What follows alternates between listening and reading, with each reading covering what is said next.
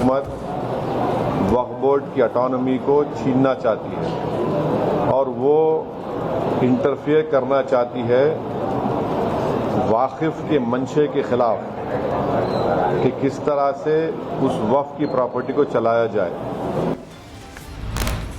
पेश होने वाले वक्फ बिल पर बोले बीजेपी नेता मोहसिन रजा, कहा पूरे देश में बोर्ड के पास लाखों की संपत्ति, बिल से लोगों को मिलेगा न्याय।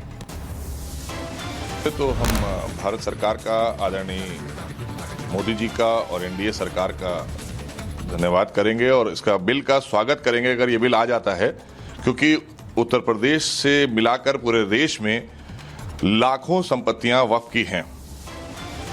केंद्र सरकार के वक्फ बोर्ड पर लाने जाने वाले बिल पर बोले मौलाना साजिद रशीदी, का सरकार सिर्फ मुसलमानों के लिए ला रही है बिल, हिंदू के लिए भी बिल लेकर के आए।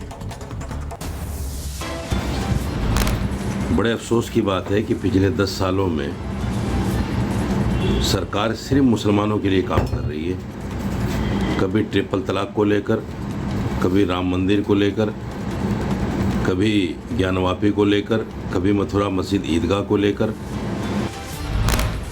वक्फ बोर्ड पर आने वाले बिल को लेकर बोले समाजवादी पार्टी के सांसद मोहबिल्ला नदवी ने कहा, कानून जिसे प्रभावित करेगा उन स्कॉलर और वक्फ बोर्ड के इलेक्टोरल कॉलेज से जरूर लेनी चाहिए सलाह।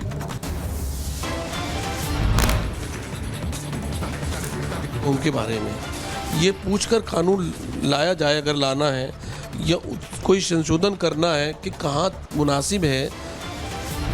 अयोध्या पहुंचा बीजेपी का प्रतिनिधि मंडल, पीड़िता से मिले डेलीगेशन के नेता, मिली जानकारी के आधार पर बीजेपी नेतृत्व को सौंपेंगे रिपोर्ट। ये तस्वीरें आप हुए हैं, इसके अलावा आपको जानकारी दे दें नरेंद्र कश्यप भी पहुंचे हुए हैं। आप देख सकते हैं भीड़ यहाँ पर इकट्ठी होती दिखाई दे रही है और आपको तस्वीरें दिखाने की कोशिश कर रहे हैं। घर के बाहर पहुंचे और अब देख बाहर और डेलीगेट्स यहाँ पर पहुंचे। तस्वीरें आप देख रहे हैं जहाँ परिवार से मिलने के लिए सांसद पीड़ित परिवार से मुलाकात के बाद बोले बीजेपी सांसद बाबूराम निषाद, पीड़िता की आवाज सुन रहा पूरा देश, सपा के नेता सिर्फ कर रहे राजनीति। की जो सोच है वो प्रदर्शित कर रही है, ऐसे व्यभिचारी और दुराचारी को बचाने की बात करते हैं। बीजेपी नेता साध्वी निरंजन ज्योति ने भी अयोध्या में पीड़ित परिवार से की मुलाकात, जाना हाल, कहा सपा ने आरोपियों के खिलाफ नहीं की कोई कार्रवाई। अखिलेश यादव ने समाजवादी पार्टी की तरफ से सोशल मीडिया पर पोस्ट कर लिखा, रेप पीड़िता का अच्छे से हो रहा इलाज, मामले पर कोर्ट स्वतः ले संज्ञान। अयोध्या गैंगरेप कांड को लेकर केंद्रीय मंत्री गिरिराज सिंह ने राहुल गांधी पर साधा निशाना, कहा राहुल चुप है क्योंकि आरोपी मुस्लिम है। अखिलेश तेजस्वी की जुबान पर भी ताले हैं, सारे टुकड़े टुकड़े गैंग एक साथ। सपा अध्यक्ष अखिलेश यादव पर डिप्टी सीएम केशव प्रसाद मौर्य ने साधा निशाना, कहा वोट बैंक के चलते आप पीडीए को भूले, न्यायालय की बात पर ना करे गुमराह। अयोध्या कांड के जरिए सपा पर यूपी के मंत्री ओपी राजभर का हमला, का सपा राज में अपराधियों को मिलता था संरक्षण, मामले पर अखिलेश खुद जाकर कर लें जांच। अयोध्या में सपा नेता मोहित खान के खिलाफ हो रही कार्रवाई पर बोले यूपी के मंत्री संजय निषाद, कहा जमीन कब्जा करने वालों पर एक्शन, अपराधी की नहीं होती कोई जाति, सपा के नेता कर रहे दुष्कर्म करने वालों की पैरवी। अयोध्या गैंगरेप पीड़िता और उसके परिजनों से मिले बीएसपी प्रदेश अध्यक्ष विश्वनाथ पाल, कहा क्या पीडीए बिटिया को नहीं मिलेगा इंसाफ, सरकार ने देर से लेकिन सही कदम उठाया। अमित शाह ने विपक्ष पर साधा निशाना, कहा विपक्ष को जो बोलना है बोलने दीजिए, 2029 में भी मोदी जी और एनडीए ही आएगी। चंडीगढ़ दौरे पर पहुंचे गृह मंत्री अमित शाह, 24 घंटे वाटर सप्लाई प्रोजेक्ट का किया उद्घाटन, कहा चंडीगढ़ में केंद्र सरकार कर रही है विकास के काम। हिमाचल के समीज गांव में राहत बचाव जारी, बादल फटने से शोलभवी गांव में फंसा परिवार, बादल फटने से सैलाब में बहे कई घर, अभी तक 33 लापता। हिमाचल प्रदेश के रामपुर में सड़क टूटने से 4 गांव से नहीं हो पा रहा है संपर्क, सेना ने बनाया अस्थायी पुल, सड़क बहाली का काम भी लगातार जारी। हिमाचल के रामपुर में अस्थायी पुल के जरिए लोगों का किया जा रहा है रेस्क्यू, सेना, NDRF, SDRF, mountain rescue team मौके पर मौजूद। हिमाचल के रामपुर के समीज गांव की तबाही से पहले और तबाही के बाद की तस्वीरें आई सामने, दोनों में दिखा काफी अंतर। हिमाचल प्रदेश में जारी है रेस्क्यू ऑपरेशन, ड्रिल मशीन और जेसीबी से राहत बचाव काम जारी है, 6 और जेसीबी मलबा हटाने के लिए मंगवाई गई है। हिमाचल प्रदेश के रामपुर के एसडीएम ने तबाही पर दिया बयान। कहा 33 घरों में से 25 के नहीं नाम और निशान। लोगों की तलाश में 6 जेसीबी लगाई गई।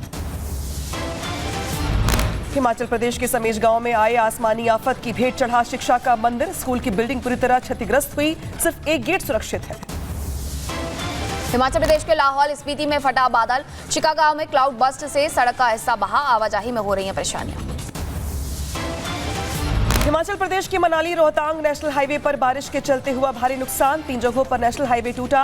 नहर कुंड के पास सड़क का हिस्सा व्यास नदी में बहा। हिमाचल प्रदेश के मनाली में रोहतांग से पहले टनल की छत झरने में हुई तब्दील। बहुत तेज गति से आ रहा पहाड़ों से पानी। बड़ी बड़ी चट्टानें और पत्थर टूट कर गिरे।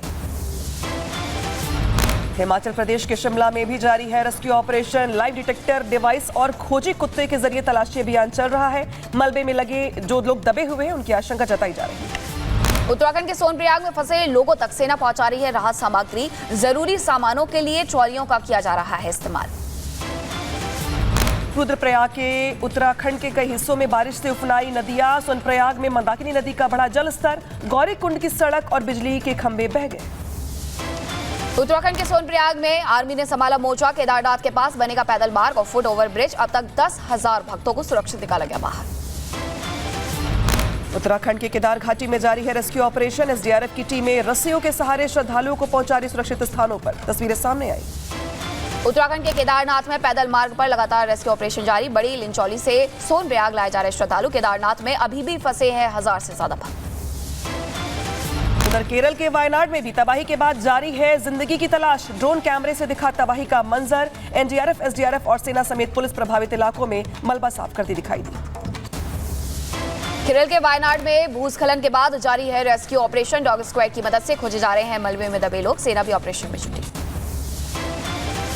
जम्मू कश्मीर के पुंछ में भारी बारिश से नदी में आया उफान। पानी में फंसे 2 बच्चों का पुलिस ने किया रेस्क्यू। रस्सी के सहारे करवाया गया नदी पार।